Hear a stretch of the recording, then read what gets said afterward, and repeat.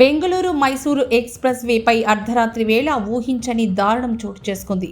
కారులో ప్రయాణిస్తున్న ఒక కుటుంబంపై కొందరు గుర్తు తెలియని వ్యక్తులు రోడ్డుపైనే దౌర్జన్యంగా దాడికి తెగబడ్డారు.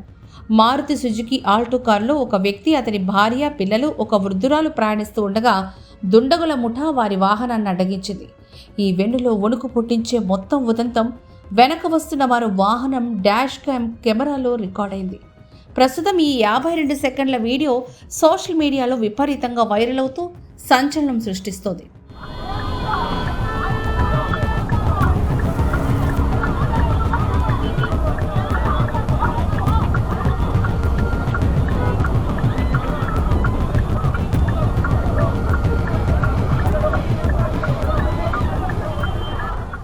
ఈ వీడియోలో ఎక్స్ప్రెస్ వేపై వాహనాలు వెళ్తూ ఉండగా ఒక్కసారిగా ఆల్టో కారు ఆగిపోవడం కనిపిస్తుంది.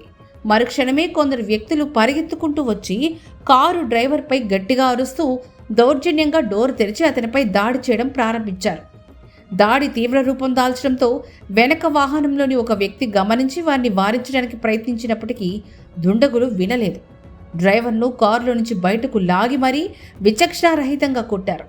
ఆ సమయంలో కారులోని మహిళ కూడా బయటకొచ్చి దాడిని ఆపడానికి తీవ్రంగా ప్రయత్నించింది.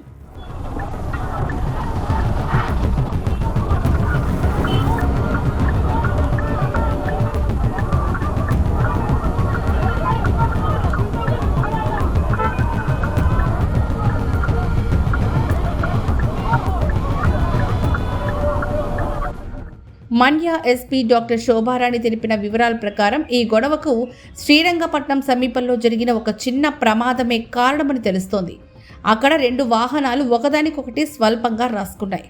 ఆ సమయంలో ఇరు వర్గాలు రాజీ పడి అక్కడి నుంచి ముందుకు సాగాయి. అయితే కాసేపటి తర్వాత నిందితులు తమ వాహనానికి ఎక్కువ మొత్తంలో డ్యామేజ్ జరిగిందని గమనించారు. దాంతో ఆగ్రహంతో ఊగిపోతూ బాధితుడి కారును వెనకాలే చేస్ చేస్తూ వచ్చారు.